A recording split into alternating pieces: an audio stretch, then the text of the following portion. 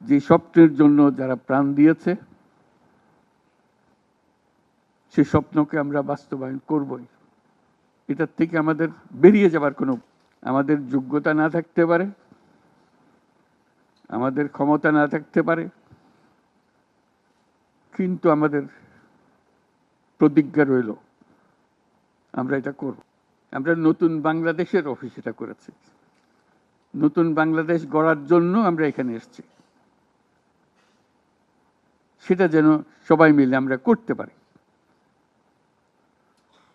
দেয়ালের যে লেখাগুলো যখনই দেখি অবাক লাগে, এত কথা কিভাবে এদের মনে আসলো।